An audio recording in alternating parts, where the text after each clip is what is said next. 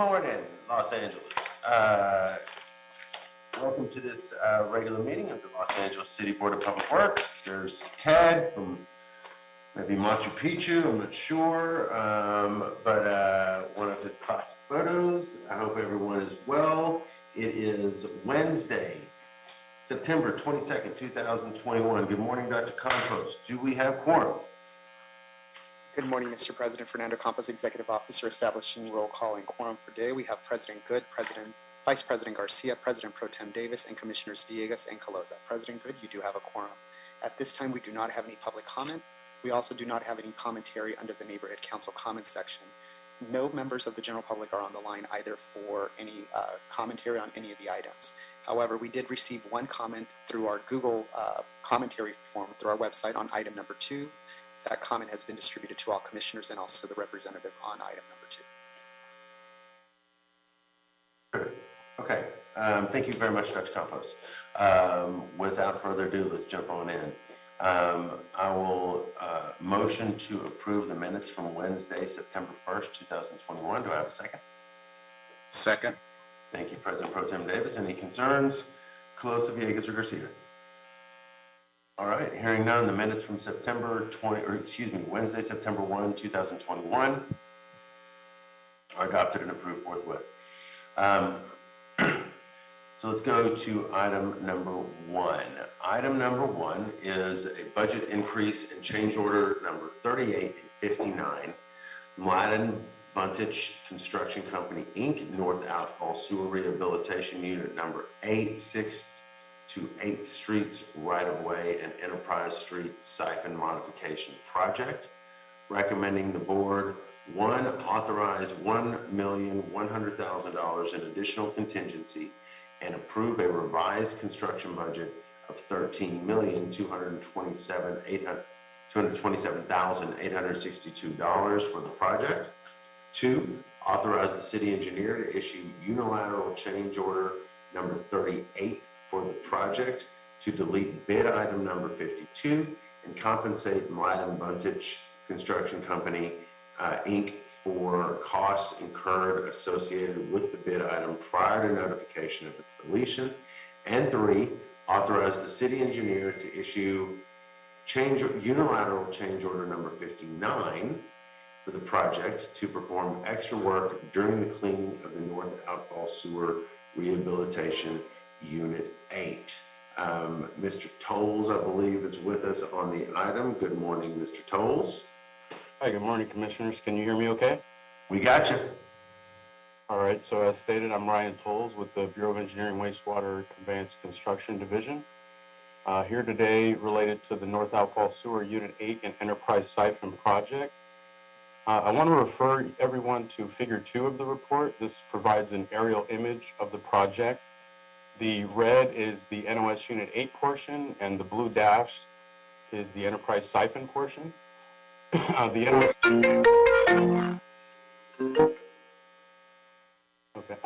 NOS Unit 8 is about 3,000 feet, 60-inch semi-elliptical shape, constructed in 1925. The siphon was constructed in the 1940s. It was part of the Army Corps of Engineers LA River project and is about 700 feet in length. It's a double-barrel semi-elliptical shape.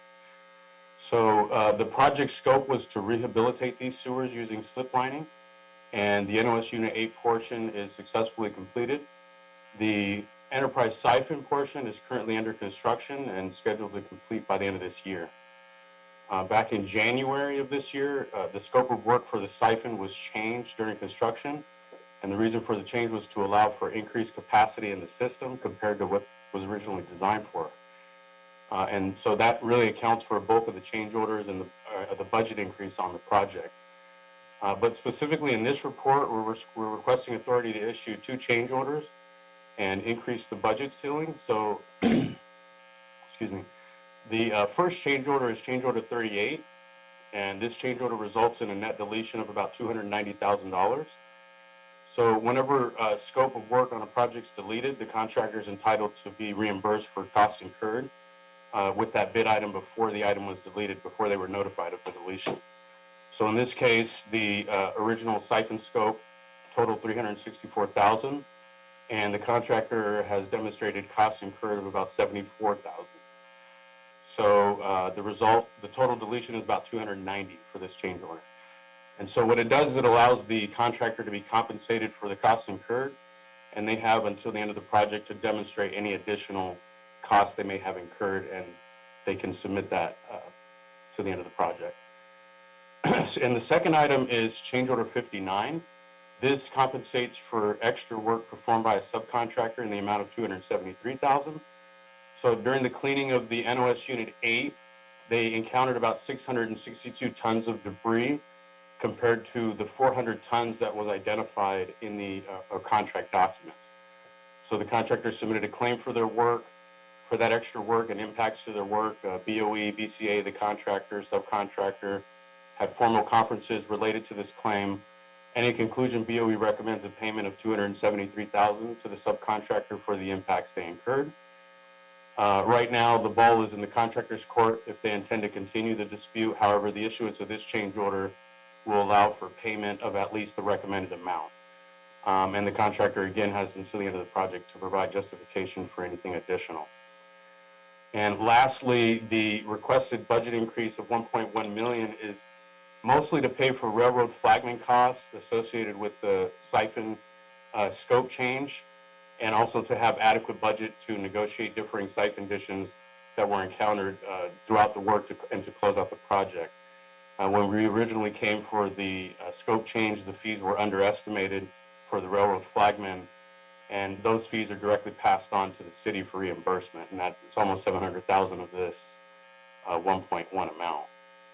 So I'm here to answer any questions that you may have related to this report. Thank you, Mr. Tolles. Let's open it up. Vice President Garcia. Thank you, President Good. Good morning, Mr. Tolles and Mr. Saldivar. I don't have any questions. I was briefed on this, and I understood completely the request we have before us today. So thank you very much for your time. Thank you, Vice President Garcia. Commissioner Villegas. Thank you for that, and thank you, Mr. Tolles, for your report. It's super comprehensive. And I, too, was briefed on this item. I don't have any questions. This is just old infrastructure, that we need to do and we need to make repairs for. And obviously, these change orders just magnify the amount of debris that was in some of these this infrastructure, and so that's the reason for some of these for one of those change orders. I don't have any questions, just more of a comment. Thank you so much, Mr. Tolles. Thank you, Commissioner Villegas. President Pro Tem Davis. Thank you, Mr. Tolles, for this motion and this update on the project. In terms of the time that we anticipate completing and correcting the issues that have been presented on this project, what are we dealing with in terms of time limit, in terms of what we expect it will take us to make the corrections and get Right now, back we're on track with the construction project? Yeah, well, the project is actually, the construction work is moving ahead, and we're right now scheduled to finish by the end of this year. So the NOS Unit 8 portion of the project, which is the red item that you see in Figure 2, that Sure. portion of the work is already completed. Okay. We're just finishing now the blue dotted portion, and like I said, by the end of the year, we should have that completed. Hopefully sooner, but don't want to promise that. But yeah, by the end of the year, we're scheduled to finish that. Okay. Thank you. Thank you, Mr. President. Thank you, President Pro Tem Davis. Commissioner Coloso. Thank you, President Good. I don't have any questions for Mr. Tolles. I think he did a great job explaining the project and also briefed me on this as well. I think Commissioner Villegas, hit the nail on the head that this is really old infrastructure. The NOS Unit 8 is over 90 years old, and the siphon is over 80 years old. And this work is happening across 3 different railroad authorities, which is no easy feat. And that's why, the costs are what they are. So it's a complicated project, but a really important project to maintaining our infrastructure. So thank you, Mr. Tolles, to you and your team for your work on this, and of course to LASAN as well. Thank you. Thank you, Commissioner Tolosa. Agreed. So few people know or appreciate the work that goes into making their days seamless, so to speak, or what it means to have outfall sewers that are almost 100 years old. One quick question, and shame on me for not remembering this, Ryan, but I know we voted to approve the increase in budget of $3+ million to account for increased capacity on the siphon, right? Can you recall? And I'm not asking you to speak for sanitation. It's just you're here, and maybe sanitation's here. You remind me what was the decision making there? Was it a cognizance of just more flow than anticipated? What was that decision making process? Can you remind me? I can let LASAN add, but from what I recall, the original scope of work was to line the siphon with 21-inch HDPE pipe, which is much smaller than what we changed it to. And during the planning and design at that time, the flows in the system, that decision made sense. And as they analyzed the system later on, and the project was already in construction, the decision was made to have that they wanted more capacity in the system and more redundancy in the system. And unfortunately, that decision was during construction, which is, what was the bulk of the increase. I don't know if Alfredo has any additional. Yeah, that's correct. That's correct. Yeah. What led to that sort of pivot, Mr. Zaldivar? Well, it takes years to design and to plan. So over time, capacity increases. We also take into consideration that immediate area, we had a major collapse too, just with Mission Jesse. So there's many factors that are taken into consideration to make sure we have the adequate size, and the infrastructure is constructed appropriately. And basically that's what it's better to change it now than to put it in and maybe it might not be the correct size, and then it's going to be there for 50 to 100 years. Right. I also have to think population density, which is likely to increase in that area, particularly with the LA River, et cetera. If that's not part of the planning, then it seems like it probably should be.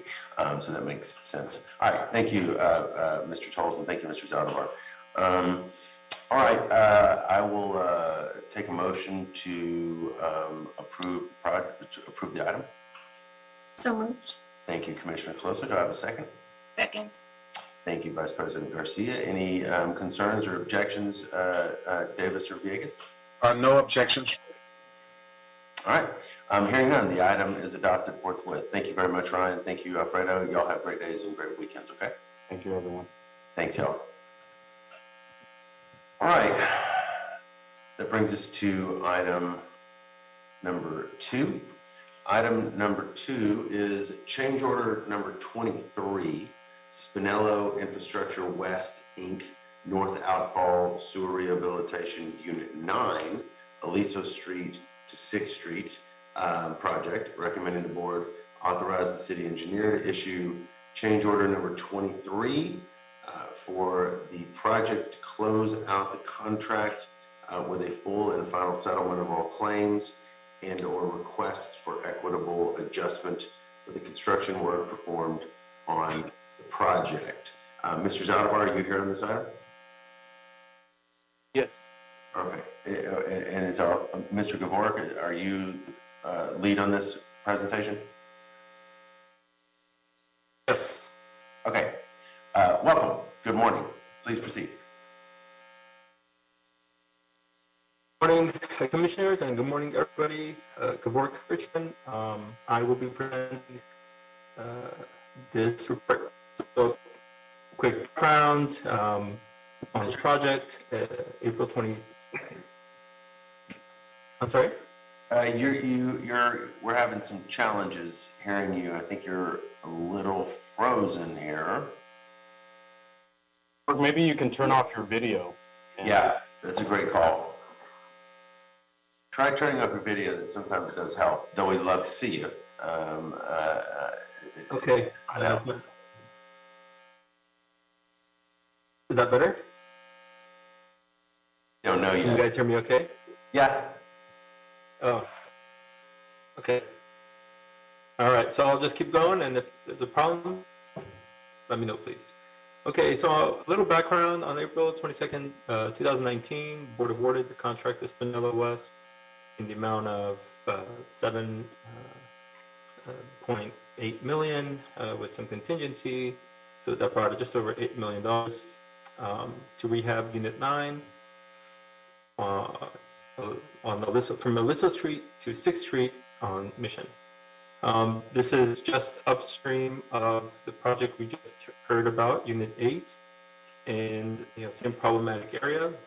And this project rehabilitated 4,066 linear feet of the NOS by slip lining the sewer with fiber reinforced polymer pipe. The scope of work and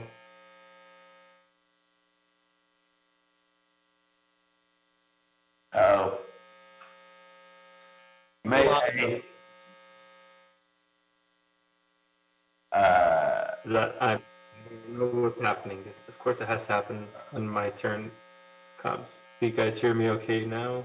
It reset. Yeah, we got you now. Oh, geez. Okay. We So do the hear scope you. included. Go ahead. I'm gonna have to go faster, I guess. Yeah. The scope. The scope included cleaning the hose pipe, removing and replacing the main holes, and reestablishing laterals and connectivity nodes. And of course, and then railroad tracks were encountered and had to be removed and handled accordingly. The project construction was completed in May 19 of this year.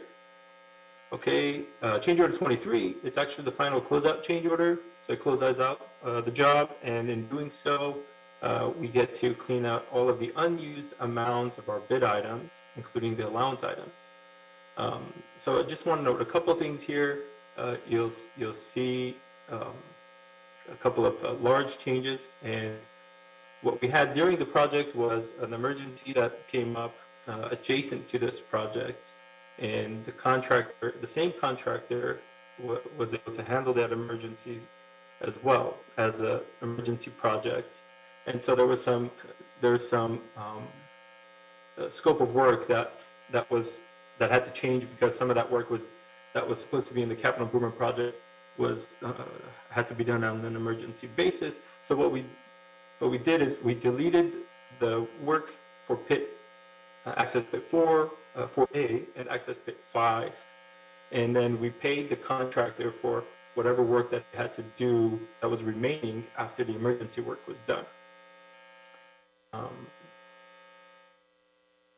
Once we cleaned out all of the unused bid items and allowance items, which we were able to save a lot on the allowance items, at the end of the day, all of the changes bring us to a credit of $216,683.75 for this change order. So I kept it short, but if you have any questions, I am here to answer. We love items like this. I'll open it up to my colleagues, Commissioner Villegas. Thank you. If you could just go back, I see that the contingency is a little over 300 and some, and it seems like some of the change orders were exceeding that. Can you just clarify a little bit of that for me? Certainly. So The contingent, so the way it worked is we were able to delete the pit, access pit 4A and access pit 5, which were $200,000 each on the, as bid by the contractor. So that brings back $400,000 in, I guess in the contingency that now we can use. And then we charged, the contractor did work, the actual costs for that, for those two items were $145,000 and $147,000 respectively. So the net savings between the deletion of the whole bid item and then the addition of the actual work the contractor did was, about almost $100,000 or about $100,000. And so that's how we have a credit, even though the changes, the additional amounts that we see are 145 and 147 in our report.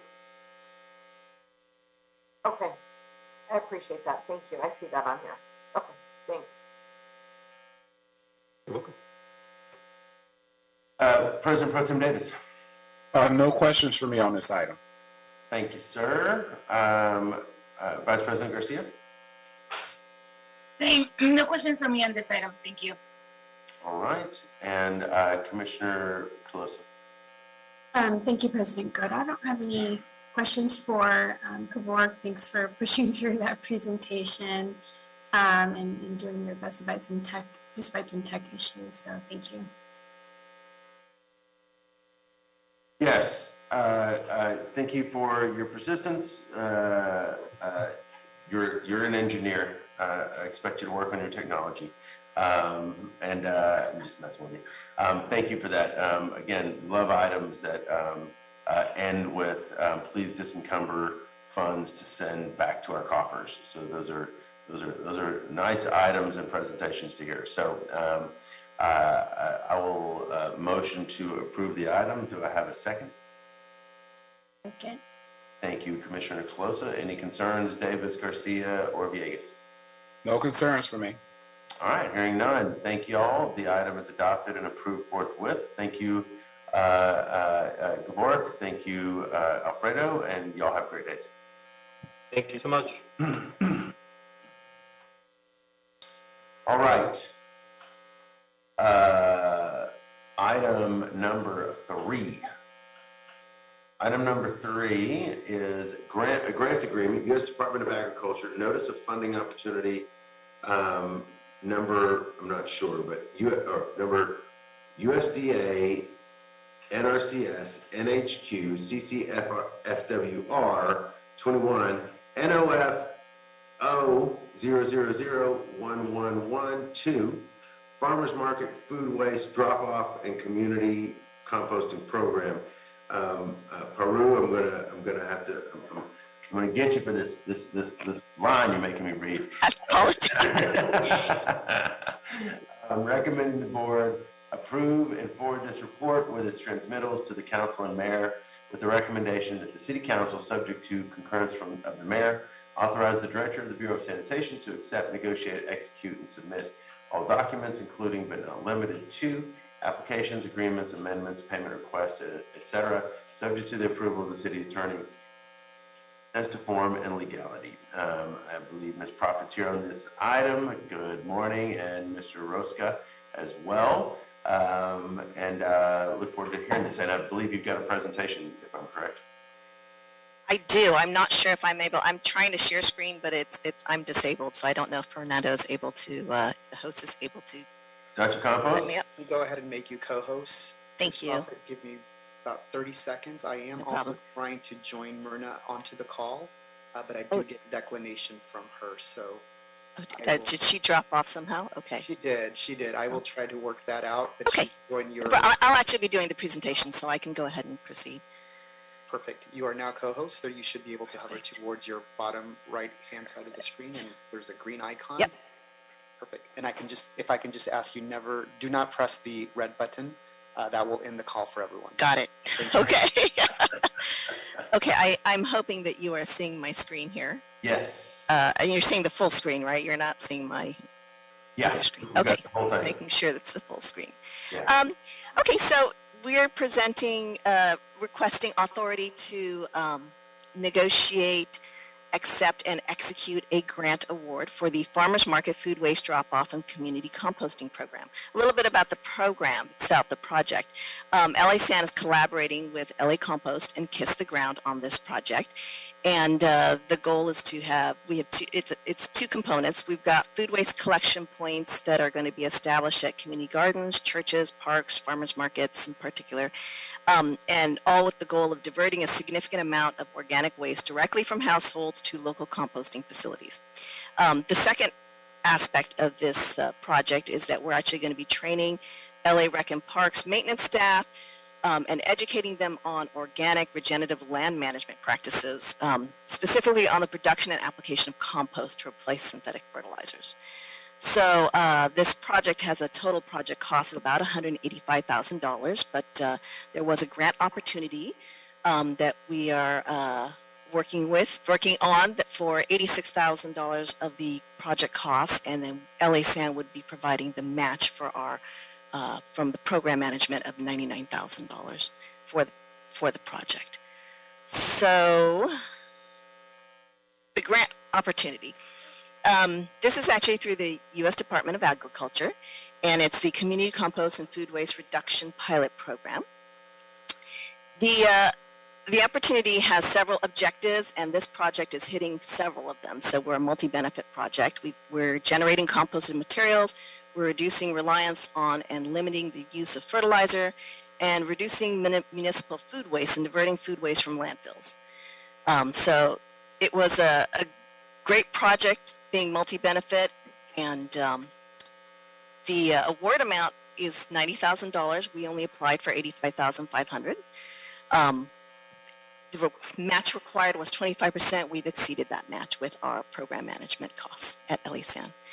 So the tricky thing about this grant opportunity was that the grant application was due July 16th, which was from the notice of funding opportunity. It was less than 61 days. So we fell within the LA Administrative Code exemption, and we were able to apply for the grant without council or board authority. But USDA has really had an incredibly challenging timeline, and it's gotten progressively worse as we moved on with this application. So we submitted the application on July 16th, and at that time we had already begun the board report process to get authority to execute and accept the grant award. But on September 2nd, USDA did actually send us a notification that we were going to be awarded. Great news, because we don't have very many federal awards, and considering we were competing with all of the nation, it was great news that we were going to get this award.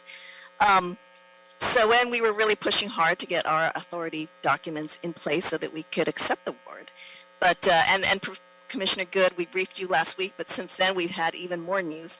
On September 17th, we actually got the draft grant agreement from the USDA, and they notified us that they actually need to have the grant agreement signed by September 29th. So, Goodness. yeah, so the effective period for the project needs to be September 29th through September 28th of 2023. So it's a very tight timeline, and we were not aware that USDA was actually working against the federal fiscal year. They needed to complete their awards by September 30th at the end of the federal fiscal year. So in an effort to try to keep this grant, we actually prepared a motion for grant authority, and CD13 introduced the motion to council yesterday. We're working on trying to get council approval by September 28th, which is the next council meeting. The city attorney has already reviewed the grant agreement, and we've been working with USDA. They actually, want the grant agreement today because they need time signed by the city today, because they need time on their end to execute and get it signed by their administrative side as well. So we're working with them, and we're hoping that we can push through and get this grant award. But it's an interesting one because the timeline is so tight. Wow, no kidding. All right, thank you very much, Ms. Prophet. Really appreciate that. Ms. Rosca here to add anything, or? I think Jay James is just here. Oh, James, did you want to go ahead and comment? Yeah, on the project. Yeah, no, I was just going to add that, yeah, I'm here to provide any assistance if you have questions on the actual technical scope or objectives or goals of the project. Thank you, James. Appreciate it. All right, let's open it up. Commissioner Closa. Thank you, President Good. Thank you for your presentation. And also to Mr. Ruska and the entire team for briefing me earlier this week. I know you guys worked hard to submit this grant application. I think it's great that, LACN was able to get this award. It was fast and furious, it looks like, from this timeline. Federal government trying to get these dollars out their door. And I know this is an area of expansion and opportunity for the entire department, the entire city, in terms of, food waste reduction, which is going to be really important for our overall goals in general with the Mayor's Green New Deal and all this great work that we're already doing. So I think that's really great.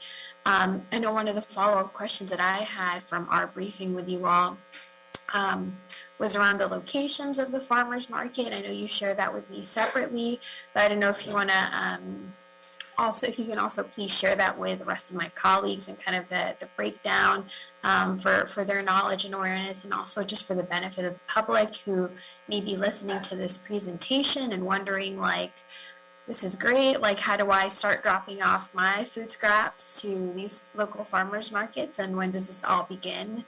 So if you can kind of walk through that, that would be really helpful. Yeah, definitely. Let me try and go ahead and share my screen. If I can take over for Peru. I'm not sure how to stop sharing. Let's see. Or if Dr. Campos might be able Yeah. to Push the green finger, Yeah, just don't click that red button. This should Okay. do. I'm working on my end. Let me go ahead and Okay. stop the sharing of the screen from Ms. Perfect. Thank you. Now, James, you should be able to share your screen. Yes, I think I am. Can you all see this PDF I have open currently? Yes. Okay. So yes, here's a list breakdown of the different types of sites that we're going to be establishing in collaboration with LA Compost and Kiss the Ground. We're going to be establishing 2 larger regional composting hubs, and this is where the actual large-scale composting of the material collected from the farmers markets will take place. There are a total of 7 farmers markets locations. 2 of them are existing, operated by LA Compost, which is what prompted us to partner with them. And then we're going to be establishing 5 additional sites at farmers markets for residents to drop off food scraps. Additionally, 15 more community composting cooperatives. These are, as Peru mentioned, elementary schools, churches, community gardens, just places for the community to come work in an open space and to be able to then set up and do composting within their local community. And then on this screen, you can see a zoomed-in map of the city with all of the 22 pilot locations. So we were able to hit 14 of the 15 council districts. When we were originally picking the sites, we thought we were in all 15, but as you can see, site number 2 here kind of falls right on the border of CD6 and CD2. Hey, James, would you mind scrolling up? We actually can't see that. We're still on the list. Oh, hold up. Sorry. Please. Let me see. Is my screen not updating for you all?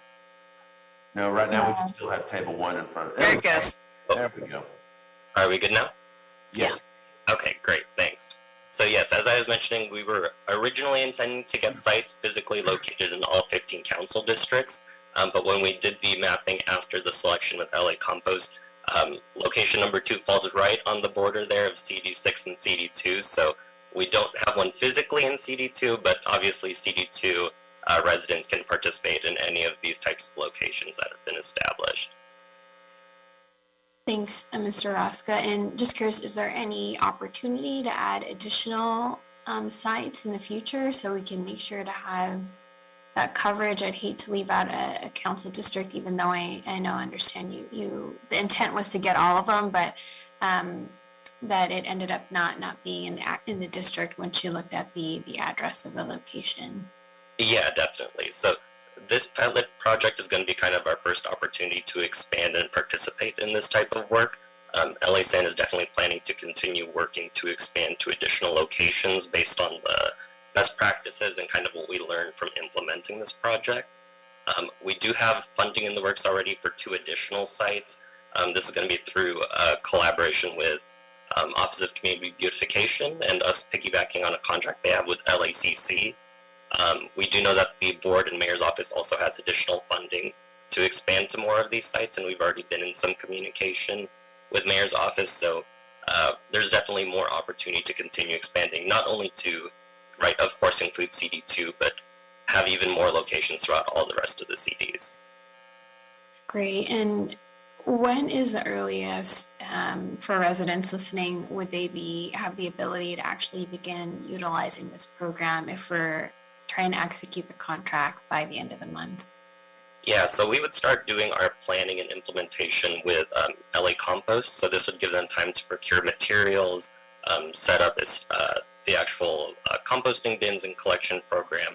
So we would be looking to implement, I believe, early 2022. If we look at our goals, let me scroll up in this document. So by May 2022, we would want to have all 5 of the farmers markets locations actually up and running. So it could be potentially earlier than that, just depending on the time it takes to phase each of the markets in. And then additionally for the composting cooperatives, those would be, I think that goal date also lines up similarly for May 2022. Okay, thank you for sharing that. The perfect timing for Asian Pacific American Heritage Month in May. So I will mark my calendar for that. And the last thing that I will add, and I know I mentioned this to you in our briefing, but I'll say it here, is also just in our work with LA Compost and with LA San, since this is federal funding directly from them, that we need to make sure that our materials are translated in the languages that are required by the federal government. So happy to work with you on that, but just wanted to repeat that note here for everyone's awareness, since this is the first time we're getting federal funding for this program specifically. But it's really exciting. Congratulations, Peru, James, and the entire LA San team on this, and I don't have any further questions. Thank you. Thank you, Commissioner. President Pro Tem Davis. Yeah, I just have observation. I wanted to say that I really think that this is a great grant. Glad to see you do it. And as President Obama used to say, yes, we can. I believe that all of those of us in the city of Los Angeles can get this done in a timely manner. Even though it came to us at the last minute, that's kind of what we do. So congratulations on a great project, and I'm confident that we will meet the goal that we need to achieve. Thank you. Thank you, Dr. Davis. Commissioner Villegas. Thank you. I appreciate the report as well. Excited to see this get implemented as well. Just had a quick question just on the outreach, how we're going to inform and update the public on, such a good program as this, and, just working with the farmers markets, I suppose, but just wanted to hear a little bit about that. Yeah, definitely. So it's going to be a collaboration between us and LA Compost and Kiss the Ground. So we're going to be doing marketing and outreach through, our social media, Instagram, Facebook, just trying to get the word out once these locations are established and available for residents to participate in. And then definitely LA Compost being the, kind of operators out in the field. They've had the experience with existing markets, and these markets and these community organizations are the ones that actually reached out to them with interest in establishing these types of programs, even prior to the grant opportunity being available. So we know there's a lot of interest out in the community, and so LA Compost is really going to be a great partner in actually, promoting and expanding the project out to residents in those areas. Thank you so much. And and congratulations on getting this grant. I'm looking forward to the development of it. Thank you. Thank you, Commissioner Villegas. Mr. Jordan, did you have a question? Just a minor clarification along the lines of Ted had raised his hand. I want to make sure we didn't lose it. I haven't lost you, Ada. Well, it really goes to Commissioner Colosa's comment. Just a minor clarification regarding the council districts. As you may know, there's a redistricting process going on. So I know there was a farmers market that was sort of right on the edge, didn't quite make it into CD2.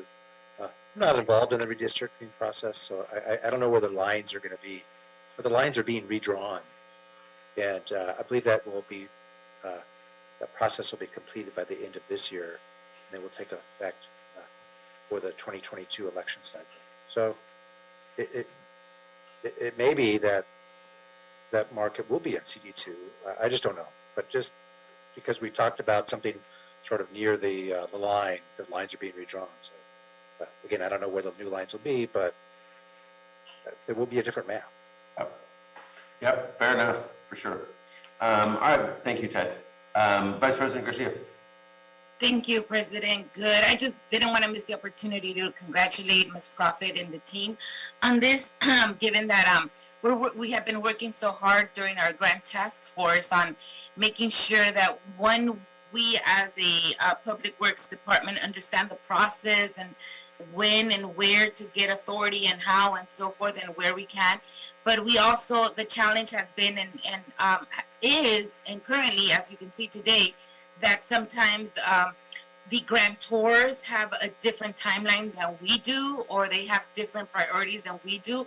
And if we want to get the money or if we want to be awarded, we kind of have to be flexible and nimble to make sure that we meet whatever they're asking for. And so the grant task force has really been working on that angle for the past months, and so we're hoping that we can have some breakthrough there, or in other words, like swim out of that somehow.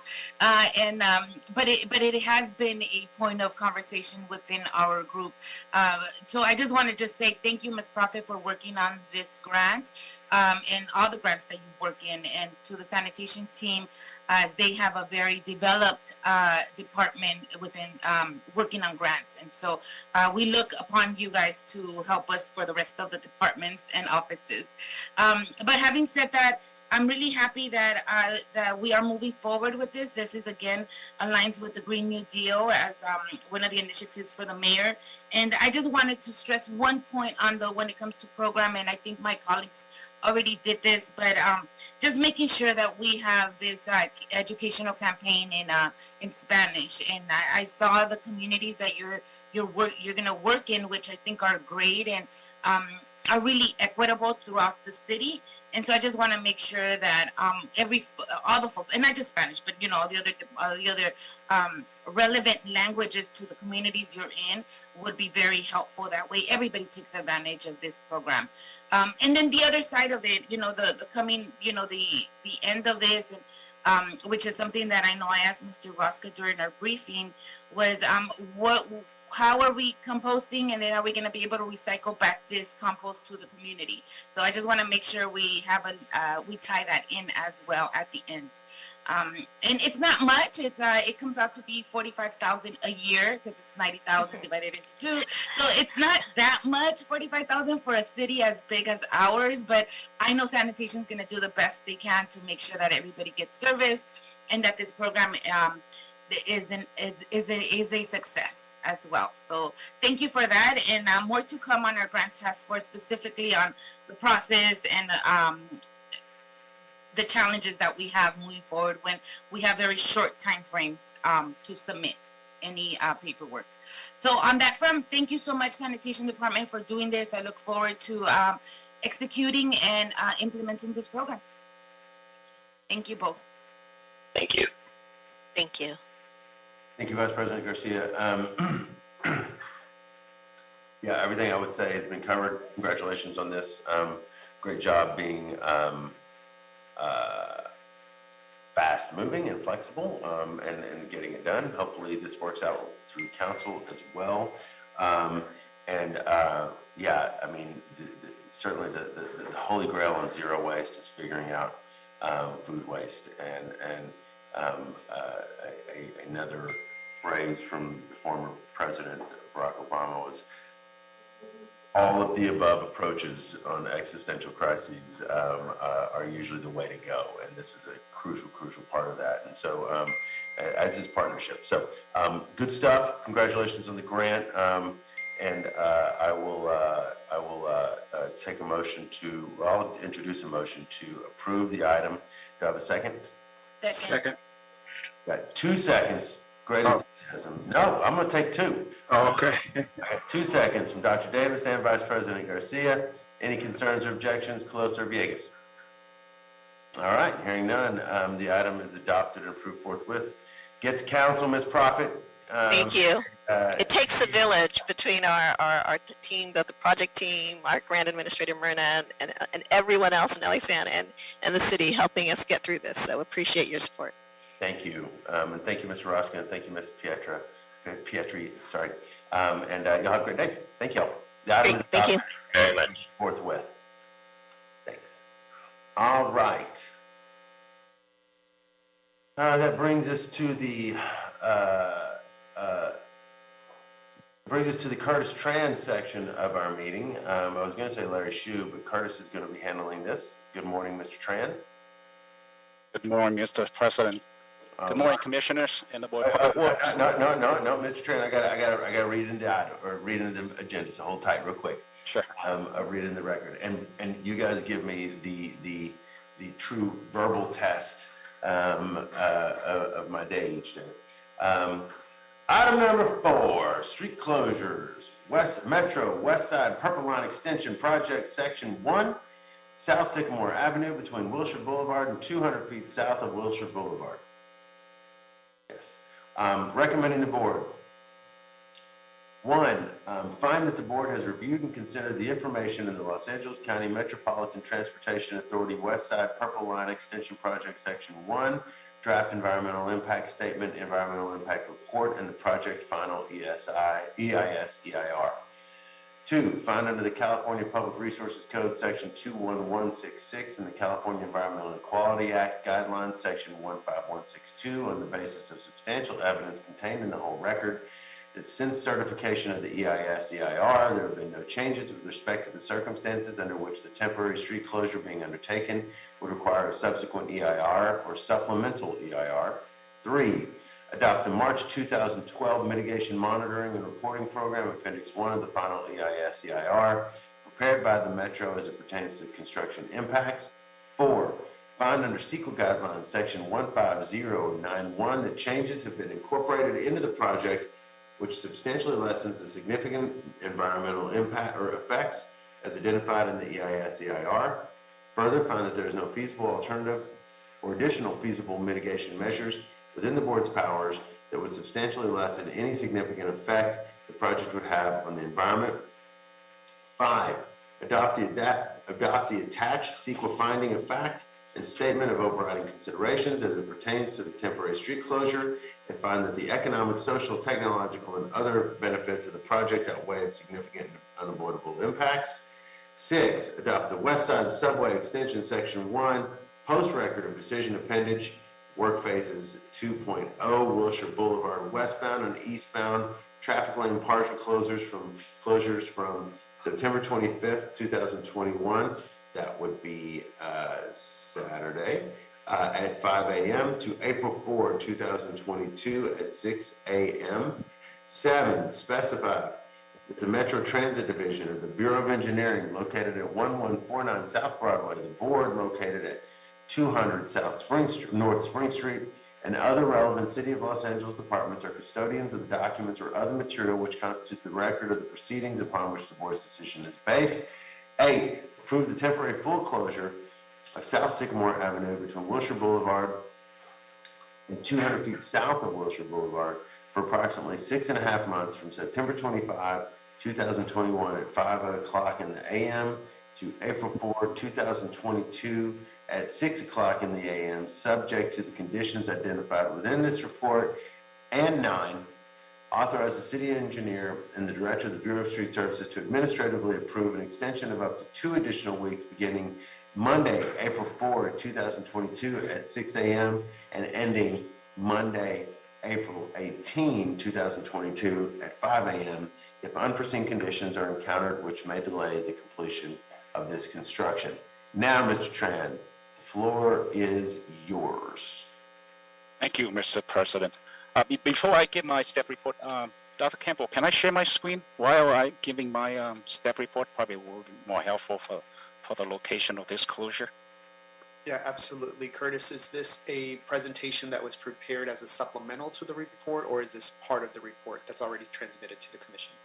That is correct. It's part of the report. It's a transmittal number 5 on the report. Perfect. Thank you. Just wanted to verify for public records. Thank you. Thank you, Mr. Choda. You should get the authority in about 5 seconds, and you should be able to hover towards your lower right-hand side of your screen or the middle of your screen. There should be a green icon, share screen. And the only thing I will ask, just please do not press N, the red button.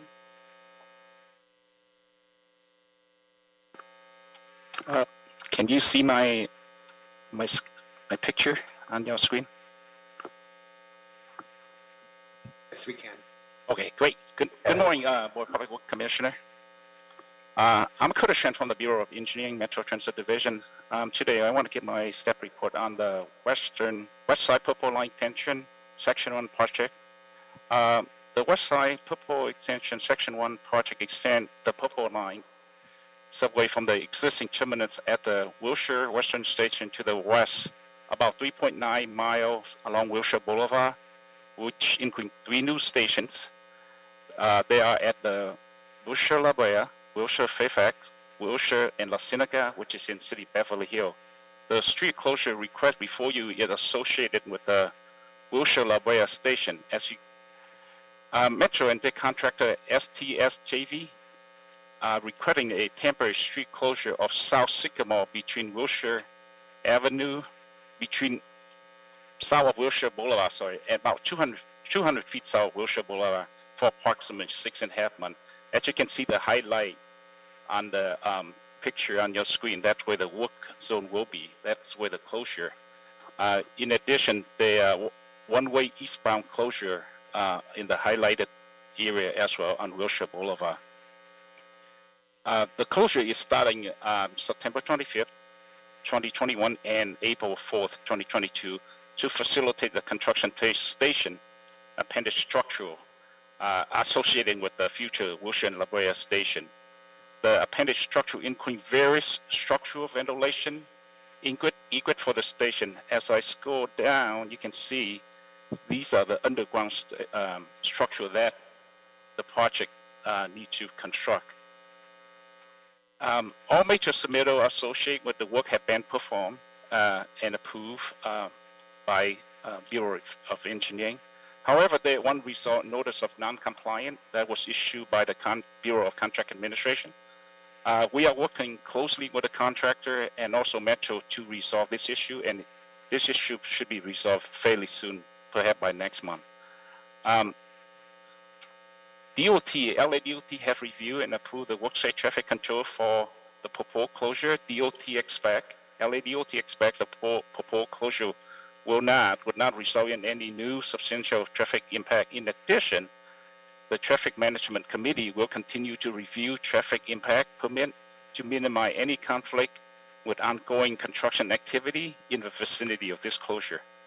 As part of BOE's review of the requested street closure, BOE Environmental Management Division reviewed the environmental document associated with this street closure and recommendation item number 129 should fulfill the BOE's application under the CEQA.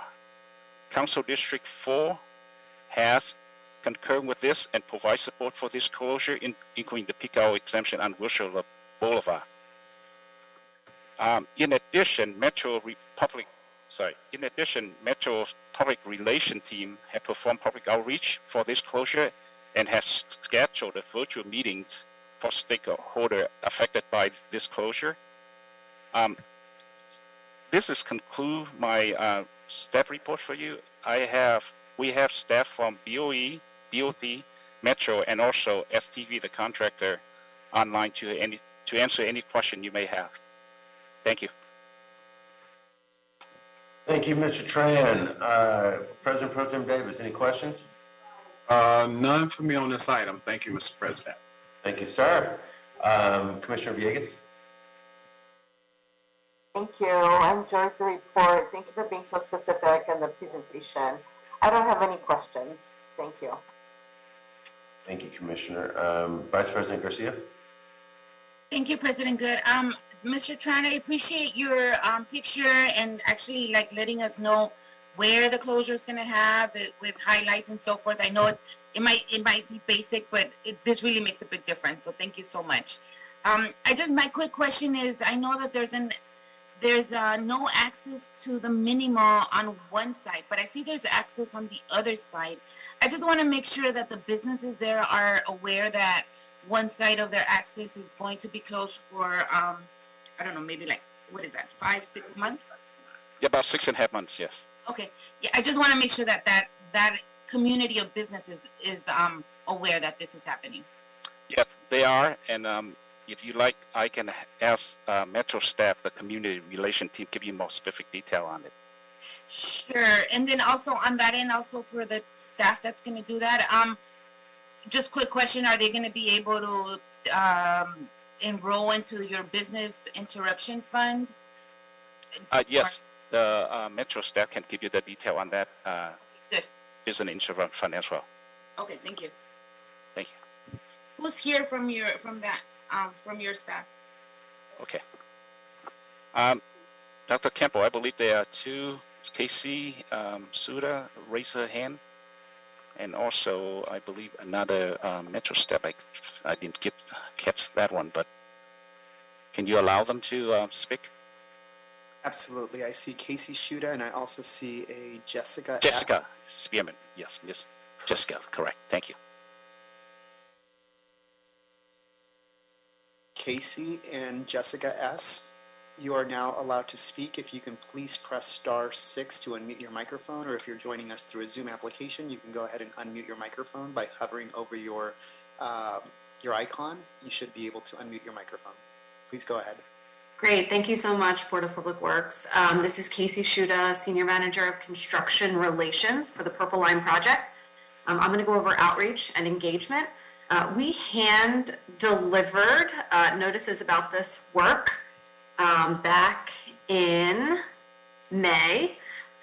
Started outreach going door to door to the businesses in the mini mall that will have an access blocked, and also the businesses surrounding this area up and down Wilshire. We started discussing this for the public in general in May and again in August. And then we had a specific Sycamore closure community meeting at the end of August to walk through all the stages and steps. We walked the notification for that meeting to all the businesses. And then once we knew we were getting closer, we did a second door-to-door outreach in September around the 15th and 16th to all those businesses. We've also had regular communications with the building managers of the bigger buildings that we have in the area to let them know about the closures. All interactions have been positive, and everyone should be aware of all the details. They have these maps and other things. There will also be flaggers. In the key on this map, you see the big F for flaggers, but it didn't make it into the diagram. So there will be flaggers closer to Wilshire and La Brea, and then also right by the mini mall, so that access to that location is maintained with a flagger there at all times to help move traffic along. And then if there are no other questions about outreach, I will pass the mic to Jessica Spearman, who is representing the Business Interruption Fund. Actually, I do have one quick question. You're saying there's literally going to be flaggers there every day, like flagging people towards the entry point on Wilshire? Is that what I heard? The flagger is not specific to only the entrance. It's someone who will be managing during daytime hours only the traffic configuration. Got it. Okay, thanks. That's great. Thank you. All right, thank you. Jessica. Thank you, Casey. Good morning, President Good and Commissioners. Again, my name is Jessica Spearman. I manage the Business Interruption Fund. Just to give you a little bit of an update, I can't remember the last time we were here. I think it might have been early June. We are now accepting applications for businesses that have experienced construction impact during the last 18 months, so during the COVID-19 pandemic. So businesses within this specific strip mall, as well as within the area, would be eligible for this construction impact, provided that they meet all of the eligibility requirements. Our program eligibility requirements have not changed. We do have additional technical qualifications that we are implementing now as a result of the COVID-19 pandemic, as we are not covering business revenue loss related to the COVID-19 pandemic. We are ensuring that we are covering business revenue loss related to metro construction disruption. We continue to work closely with Casey and the construction relations team to work with the businesses directly, as well as our BIF fund administrator has a direct relationship with many of the businesses within the area, as many are repeat grantees. And we've recently taken a few businesses within this area, not specifically the strip mall, but within this specific area, to committee for their grant awards in the last month. And just to give you a little bit of a highlight for how we're doing with our numbers, I know that we had a presentation, it's not here, so just to give you a highlight, for the total program for all of the rail corridors, we've awarded over 32 million, specifically looking at Purple Line Extension Section 1, we've awarded a little over $6.3 million to small mom and pop businesses, and specific to this Wilshire and La Brea station area, we've awarded just over 2.9 million to about 39 businesses, and that's 126 grants. So we continue to work with the businesses within this area, and we'll be sure to increase our outreach to the businesses, specifically as well to the businesses within the strip mall during this next 6-month period, of course. Great. Thank you so much, Jessica and Casey, for your update. Jessica, it sounds like we need an update is coming up due soon, given that we haven't heard a lot of this stuff. But I appreciate when you're not changing the eligibility requirements, and I'm glad that these folks on this side of the city will be able to, if they qualify, participate as well. So thank you for that. I don't have any other more questions, Mr. Tran. I appreciate your time, and also Casey and Jessica, thank you for your report. That's all from me, President Good. Thank you, Vice President Garcia. Commissioner Villegas? You selected me earlier, but I don't have any questions. Thank you. Sorry. I just like calling on you so much. Commissioner Closa, who I like calling on as well. You called on me already. No, I'm just kidding. No, because you know how I do it. I'm just kidding with you. Thank you for your presentation, Mr. Tran. Thought it was very thorough, and thank you to Vice President Garcia for her questions on outreach and the Business Interruption Fund. Really helpful information from Casey and Jessica on that front. I only had one quick follow-up question, and this might be for Mr. Tran, around the notice of non-conformance noted in the board report that you briefly talked about. So I know it sounds like it is a design issue, but curious if, for whatever reason, worst case scenario, that issue isn't resolved in the next month, like you mentioned, will that impact the timeline of this closure that's being requested? Yes, Commissioner. In theory, the issue has been resolved. We just need to do a few administrative work to wrap it up. Okay. When we were writing this board report like a month ago, we didn't have all the information yet. So, but as of today, we just need to tie up a few administrative work, and it should be done. There shouldn't be any impact on the construction schedule.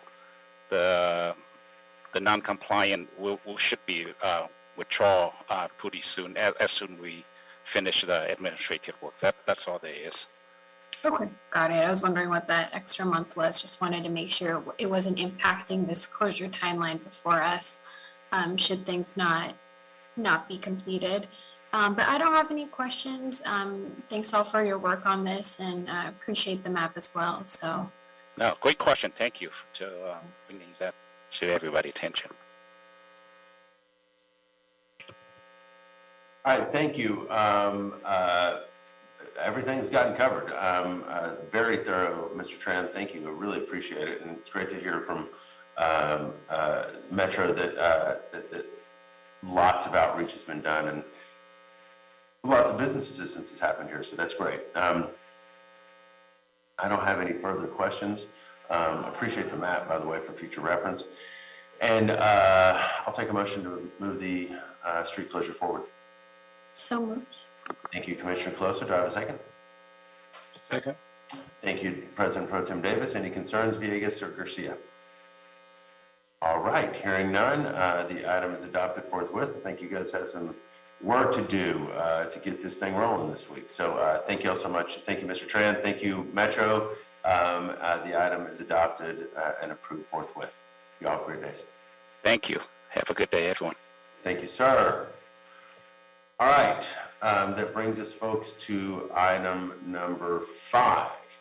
Item number 5 is a contract award, International Line Builders, Inc., DBA, ILB Electric, Los Angeles Department of Transportation, Vision Zero, Phase 2E Traffic Signal Improvements, recommending the board, 1, declare International Line Builders, Inc., DBA, ILB Electric, first low bidder to be the lowest responsible bidder, and award ILB a contract for this project for $5,115,034, and 2, authorize the president or 2 members of the Board of Public Works to execute the contract after approval as the form has been obtained from the city attorney.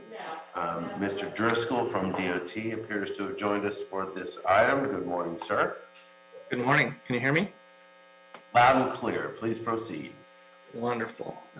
Good morning, Commissioners. My name is Adam Driscoll with LADOT's Vision Zero Division, and I'm here to ask the board to award our Vision Zero Phase 2E Traffic Signal Improvements Project to International Line Builders.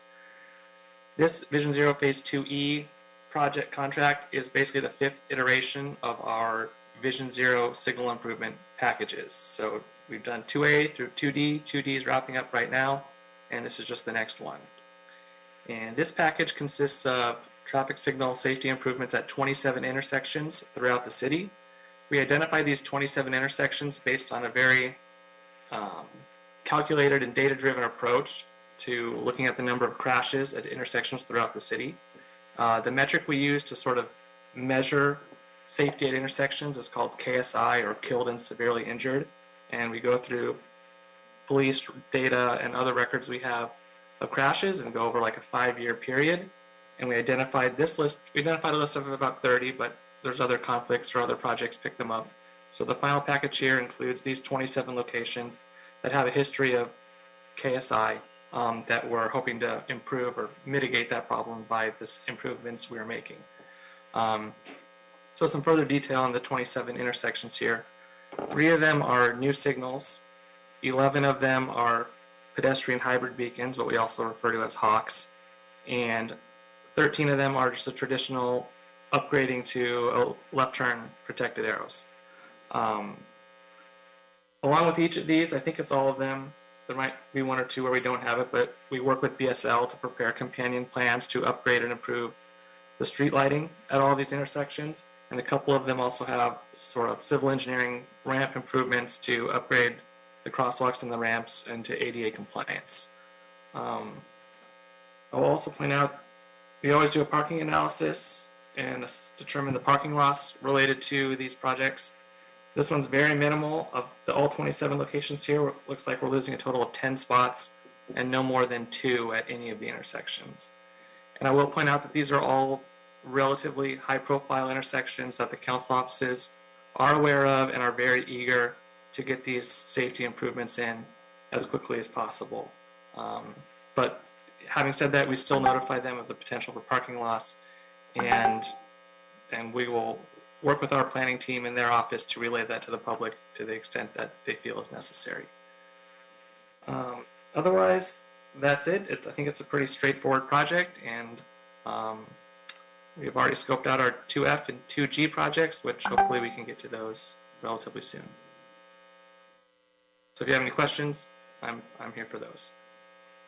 Thank you, Mr. Driscoll. I'll open it up. Vice President Garcia. No questions for me. I was briefed by Adam. I think this is something that we need, and I'm glad that the assessment was based on bringing down the amount of accidents that can potentially happen in those corner or those intersections. So thank you for that. Thank you, Vice President Garcia. President Pro Tem Davis. Yes, Adam, thank you for this report, and it's very informative to know the scope of the work that we do. As I understand you, we do this every 5 years. Is that correct? Or is that just the scope of this particular project? I thought I heard you say. Oh, when I said 5 years, that's just referring to the, you know, when we sort of scope out our next Vision Zero projects, we look for the intersections of the city with the highest KSI, and what we do is look at the previous 5 years of crash data. So like we scoped out this project in, I don't remember, early 2019. So we would have looked at crash data from 2013 to 2018, and sort of based on that data is how we came up with this. But each and time, how many sites do we have again in this particular project? 25? 27. 27. Our goal is to go 25 to 30 on these packages. Right. Now, as we look at these particular sites, and I'm so sorry that I'm having a problem with my motion documentation here, so I'm going to just ask you the question. As we look at the data in terms of location, is there anything unique that we find in terms of where these locations exist? That is a good question. You mean like geographically? That is correct. Let me pull something up really quick. You know, this project, I don't know if you recall, a few weeks ago, I presented on another similar project? Yeah, similar, and that was focused on improvements in CD11, CD5, and I see. CD3. And those projects, they're still safety improvements, but they were identified through a different funding source, so they're not actually part of Vision Zero. Like this project, let me pull up the list really quickly, and I can send it to any of you. Like out of these 27, 4 are in CD1, 7 of them are in CD8, there's 4 in CD9, and 4 in CD15. So I haven't really analyzed any pattern. Like I said, it's all based on the data, you know, for the most part. Well, these are just general information questions that I would ask about a study that has been done and looking at the impact of that study. When we talk about the various places that it has, this particular project, because every one you do is going to be different, and I realize that. When we talk about this particular motion that you're bringing to us today, what would you say it's going to take for us in terms of how much of the dollars that we need to do to spend to improve this? Is it a part of the motion? This contract is $5,115,034 contract for these 27 signal improvements. Okay, so this is in the area of civil engineering, correct? I would say this is a lot of traffic engineering, but as you know, as time progresses, we're working, and ADA requirements are constantly changing and becoming more strict. We find ourselves working more and more with BOE and other, you know, ramp design consultants to make sure all the ramps we have at these intersections are ADA compliant. Let me ask you about the lighting system here, which has a lot to do with this issue, correct? In terms of the street lighting, the synchronization of these areas. Is the technology in the areas identified in this particular motion older technologies that we have had and implemented in the past, or have we, over the last 5 or 10 years, implemented some new kinds of technology to any of these sites as it relates to trying to solve our traffic flow, if you will? You know, I'm sure you're probably familiar with the ATSAC program, and that was the program that was started back in, I think, 1984 as part of, you know, getting the Olympics. And long story short, I think it was 5 or 10 years ago, we actually ended up synchronizing all 4,000 plus signals in the city. So they're all interconnected and synchronized together as of, I want to say 2014, but I could be wrong on that.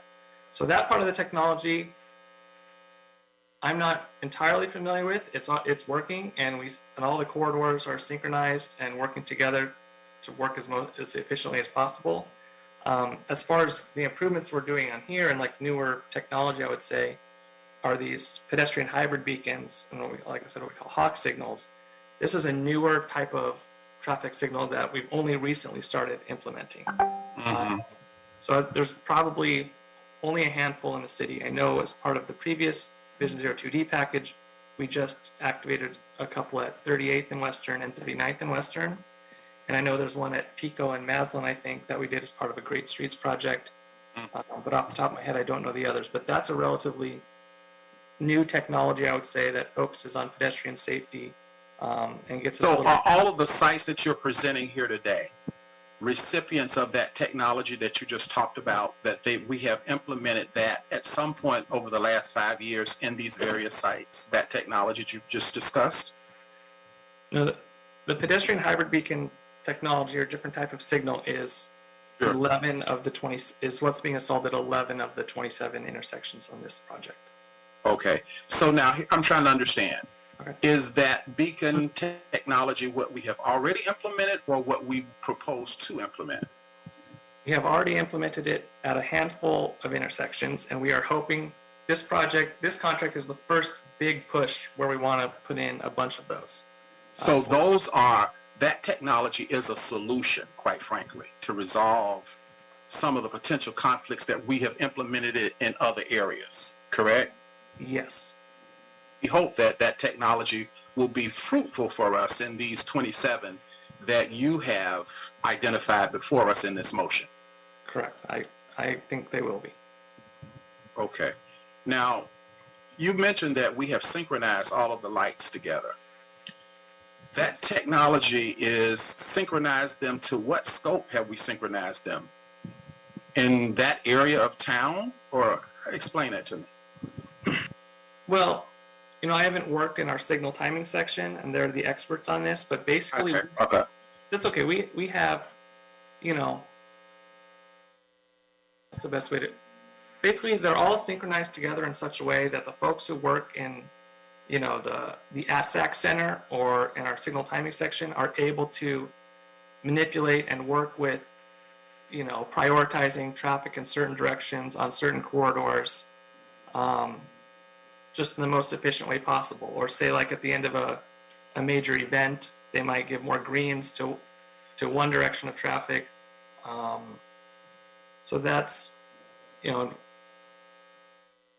that's probably the best I can do to explain that. That's okay. Okay, so let's talk about the work. Who's doing the work? Who's implementing these new technologies? Well, in this project, the contractor, International Line Builders, is doing the work.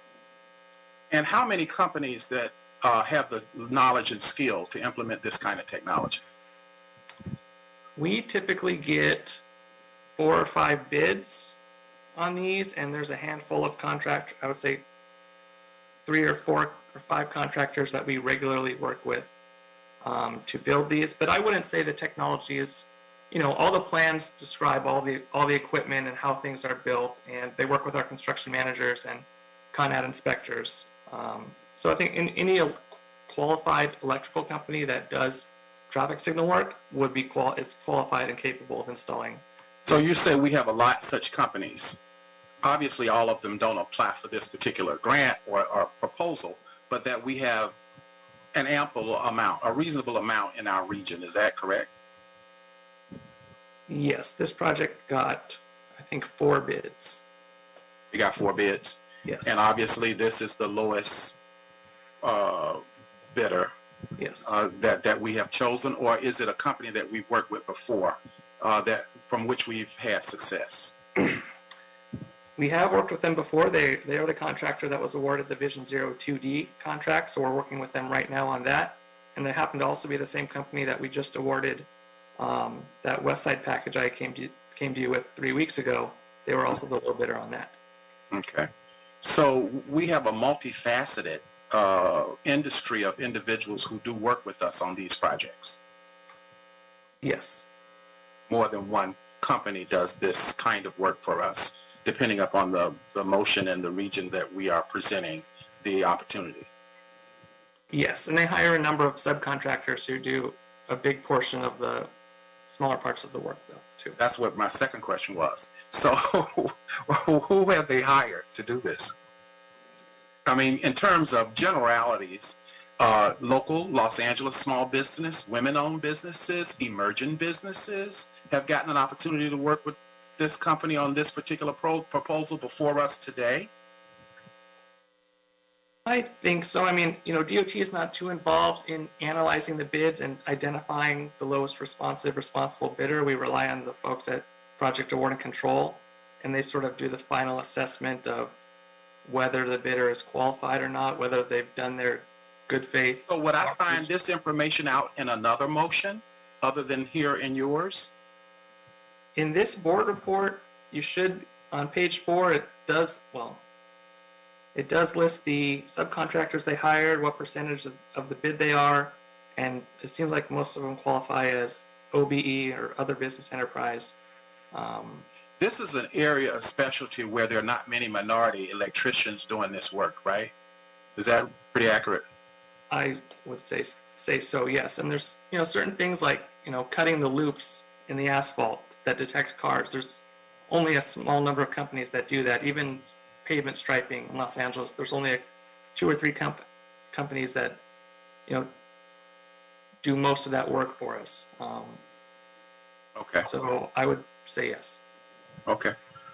All right. And what time limit do we expect in terms of the completion of this work? How do we anticipate long it will take to complete this task? Well, most of our contracts, and this one included, we make it a 240 working day contract, which is about 1 year. The biggest issue we have on these contracts is procurement of the traffic signal equipment and the poles. And that can often take 6 months or more. Last year, for pandemic-related reasons, it took longer for the 2D package, so that's why that one is a little behind. So I'm eager to find out from our construction team and from these contractors if that's still going to be an issue. But I would say 1 year from now, we should be seeing almost all of these 27 intersections up and done and activated. Great. Well, I think in summary, this is very, very important work. I'm glad to have you discuss it with us in terms of this particular project and the scope of work in which you're working and the locations where it is. I think we need to, in the future, look a little closer in terms of some of the technology we have used and have not used in these areas. And I want to support and encourage more of this work to be done because making progress on our traffic flow technologically is critically important as we look at progress in terms of being able to more effectively manage our traffic. So I urge that you continue this great work. And obviously, I would hope that when we look at areas of training, that we would expand the base of knowledge and skills to reach out to apprenticeships so that we can have opportunities for other subcontractors in the area to reach areas that need to have some inclusion of this kind of work. Women, emerging businesses, and small businesses throughout the very area where you're doing the work. It would be great if we could have some people from the very area where we're doing the work included as subcontractors in this work that we're doing. So thank you for educating me, and I support you. Thank you, Mr. President. Thank you, President Pro Tem Davis. Thank you, Mr. Driscoll. I actually, have I gone around? No. Okay, Commissioner Closa. Thank you, President Good. I don't have any questions for Mr. Driscoll. He was kind enough to brief me on this item, and I just glad to see another low bid on these Vision Zero projects. You have been getting lucky recently, Mr. Driscoll, so that's really good news. And thank you for giving a detailed explanation on the parking lots and notification of the council districts. I know those are things that you all have to try to balance in implementing some of these Vision Zero projects. And then kind of the last follow-up question that I had is, I know you mentioned that you're also working right now on phase 2F and 2G. And this is 2E in front of us. How many phases are there in this scope of work? There's no end in sight. As long as we have the money, we're going to find the top 25 to 30 intersections that need safety improvements. And as long as the Vision Zero program exists and is funded, that's how we plan to move forward with it. You're going to go through the entire alphabet. That's what I heard. Well, there's a complicated naming convention that I'm open to considering changing that was developed many years ago. But that's what we use. No, it totally makes sense. It makes it easy for us to track. I was just curious how far out you were, but now you forecasted 2 additional phases forthcoming with likely more in the future. So thanks for sharing that, and thanks for your work on this, as well as BOE, BCA, and the entire team. So thank you. Definitely. You're welcome. Thank you, Commissioner. Commissioner Villegas. Thank you. Excuse me, everyone, if you saw me get up. I got really excited because my street doesn't get swept and I heard the street sweepers. But I thought maybe everybody saw my yoga pants. So, Mike's in yoga pants too, so don't worry about it. I don't have any questions. I really appreciate Adam's patience, with explaining everything. I too was briefed. I really appreciate just all of the work that the Bureau is doing, and that this is before us, and just another way to keep our pedestrians safe and our drivers safe, just the residents of Los Angeles. So no questions. Thank you so much. Thank you, Commissioner. Not much. Just one question, or really clarifying question, Mr. Driscoll, and thank you for your time and patience as well, and for the presentation. The hybrid beacon lights, is that and I'm sorry to be pedestrian, if you will, but I couldn't help myself. That's basically the crosswalks with the lights that are synced with oncoming sort of traffic. Is that it? Just to briefly explain it, in some ways, so there's going to be a pedestrian crosswalk there with yield markings, and in situations where there's no pedestrians who want to cross, these signal lights are dark. So vehicles can just go through them, yielding at the crosswalk like they normally should and would yield at a crosswalk. When a pedestrian hits the button, the light will start some sequence of flashing yellow, flashing red, and then solid red, which will force the vehicles to stop and allow the pedestrian to cross. And then when the pedestrians finish their crossing movement, they will go back to a flashing red or flashing yellow, and then allow vehicles to go through the signal as they normally do. Oh yeah, I know. So I know there's like, some of these we have these on Main Street downtown, for example, right? Maybe, I'm not 100% sure where. It's a new thing, and they're all getting implemented here and there through different projects, so I'm not always in the loop on whether. Wait, Driscoll, you don't have this memorized, the entire map of where all these are? Yeah. No, I think that's it's basically where it's not your traditional traffic signal. It's literally just a light for that intention, and you have the crosswalk, and it just indicates for us how we need to react on the road. Right, and you may see similar type of signals across the city, which we call RRFB, or stands for Rectangular Rapid Flashing Beacon, and that's just the yellow flash. When a pedestrian hits the button, it just flashes yellow the entire time they cross. So we are putting those in. Those are really cheap and easy to put in, and they're pretty good safety improvement, but ultimately we want all those sort of upgraded to this Hawk signal, which is a more sort of robust thing that forces vehicles to stop. Excellent. Thank you. And not lost on any of us, I think that this package is focused on the east side, South LA, down in Watts as well, where I know we have a disproportionate disproportionate impacts on the KSI numbers. So I think that's really good. Maybe per Commissioner Close's question, which is not really what you meant, but maybe you should start naming the packages after storms, like this be package Mike. Yeah. Right.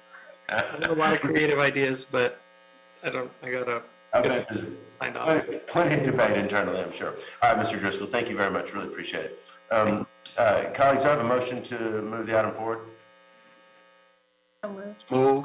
Oh, I got closer on the motion. I got a second from President Pro Tem Davis. Any follow-up questions or concerns, Garcia or Villegas? No? All right, hearing none, the item is adopted and approved forthwith. Thank you very much, Mr. Driscoll. Appreciate it. Thank you. See you next time.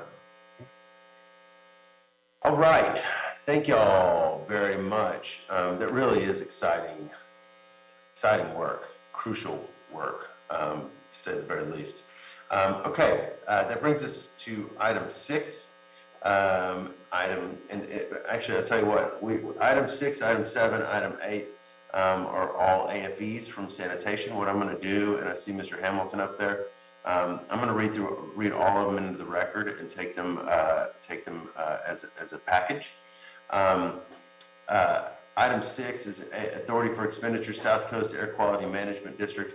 Bureau of Sanitation and Office of Accounting are requesting board approval and execution of an authority for expenditure in the amount of $38,532.90. New adjusted amount of $85,532.90 for payment of annual operating emissions fees and new equipment permit fees. Authorize the president or 2 members of the Board of Public Works to execute this service agreement. Item 7 is AFE City of Long Beach Southeast Resources Recycling Facility. Bureau of Sanitation and Office of Accounting are requesting board approval and execution of an authority for expenditure in the amount of $200,000 for contingent refuse processing provided at the Southeast Resources Recycling Facility for the term of July 1, 2021 to June 30, 2022. And item 8, Authority for Expenditure, County Sanitation District Number 2, Downey Area Recycling and Transfer Facility. Bureau of Sanitation and Office of Accounting are requesting board approval and execution of an authority for expenditure in the amount of $50,000 for contingent backup, refuse, disposal, and transfer services provided at the Downey Area Recycling and Transfer Facility for the term of July 1, 2021 to June 30, 2022. Our sanitation refuse dealing with team, which always rolls deep, is with us. I see Mr. Hamilton, I see Dr. Romano, I see Dr. Patel, and I see Miguel Zermano. Good morning still, everyone, and why don't you walk us through the 3 of these and we'll take them as a group. Mr. President, Fernando Campos, Executive Officer, just really quick for the record, on item number 6, the agenda does indicate a total new adjusted amount of $85,532.90. That number should reflect $83,532.90. Again, it's $83,532.90. That is a typographical error on the agenda. The AFE document is correct as reflected. On item 6, Mr. Zermino and Mr. Hamilton will present. On items 7 and 8, Ms. Patel, Dr. Romano, and Mr. Potter will be on items 7 and 8. Thank you. You know, Dr. Campos, you told me that, and I missed the 3 versus 5. I thought it had actually saw that it was correct. So thank you for that. All right, Mr. Hamilton, Mr. Hamilton, Dr. Romano, please proceed. Yes. Good morning, President Good, Commissioners. So on item 6, this is what we estimate the total permit fees for AQMD permits and applications for 4 landfills will be $83,000 essentially, and we're having to pay $38,000 in new permits for equipment that's located at the Lopez landfill. This is because the AQMD has a new policy where they are not allowing CARB permits where those pieces of equipment were permitted under CARB. They're now having them permitted under the South Coast District, and that's costing us $38,000 for those new permit applications for those pieces of equipment. So our estimated expenditure for this fiscal year for permit fees and applications will be $83,532.90. Thank you, Mr. Hamilton. Anything, do you need anything to add, Dr. Romano? That would be Miguel Zermino. Oh, Miguel, I'm sorry, yo, sorry. You're all some of our favorite people, so forgive me. Anything to add, Miguel? No, that's, John covered everything perfectly. Great, thank you all. All right, item 7. Good morning, President Gray, Commissioner Garcia, Caloza, Villegas, and Davis, Board Executive and Representative. I'm Darshana Patel, Environmental Engineer with Bureau of Sanitation. So I'm here to request for approval and execution of an authority for expenditure to utilize Long Beach Southeast Resource Recycling Facility serve on a contingency basis when we experience delay at our primary facility, which is the Falcon Transfer Station in the Harbor Bridge. AFE is for $200,000 funded by Solid Waste Resources Revenue Fund, and LSN requests this AFE each year. And for item number 8, this is to request the authority of expenditure to utilize the Downey Area Recycling and Transfer Station to provide contingent refuse transfer and disposal services when significant delays are being experienced as at our city's primary facility. This is our contingency facility for services for North Central, South Central, West LA, and Harbor West, and LSN requests this AFE each year.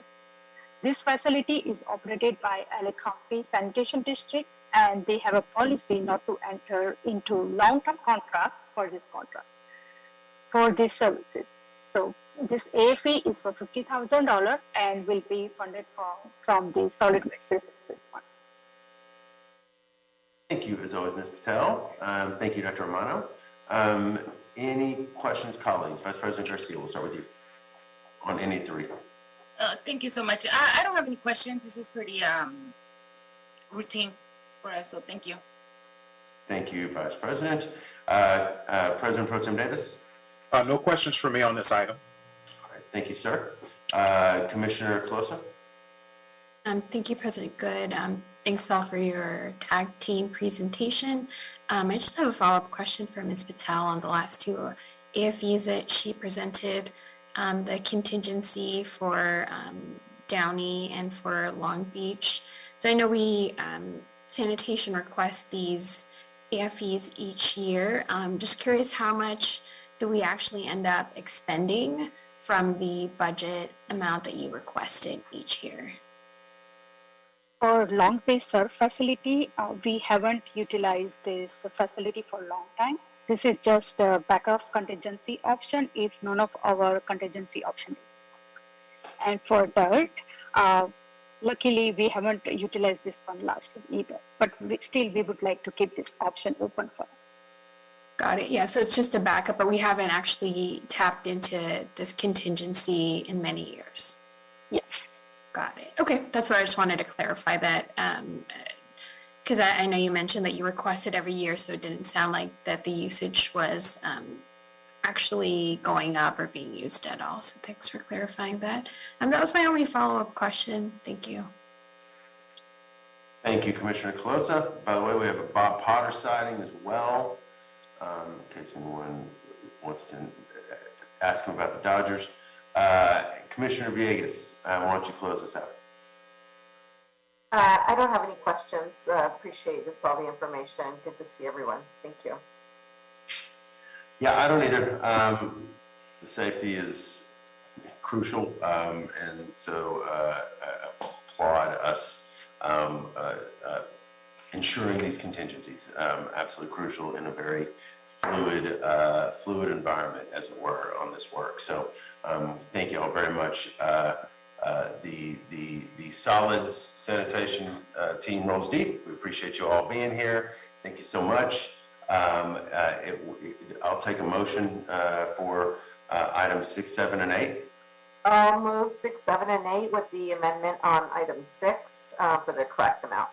Thank you, Commissioner, for flagging that. I'll take a second from Garcia, it looks like. Is that the thumb I see there? Yeah, Second. I was just actually saying yes, Teresa, exactly. All right, any follow-up questions or concerns, Davis or Colosa? None for me. All right, hearing none, items 6, 7, and 8 are approved, and items 6, 7, and 8 are approved as amended and adopted forthwith. Thank you all very much. Have great days and have a great rest of your weeks. Go Dodgers. You too. Go Dodgers. That's right. All right, Dr. Campos, have we cleared the decks? Yes, you have. All right, ladies and gentlemen, and it is still in the AM. So, oh my God. There you go. There you What go. an accomplishment. That's right. And got a lot done today. So thank you all for a very productive meeting. Really appreciate it. Bureau reps, thank you all for being here. Bob, good to see you. Go Dodgers. Giants could just lose. Mr. Jordan, thank you. Dr. Campos, thank you. This meeting is officially adjourned. Have fantastic days. Thanks, y'all. Thank you. You too.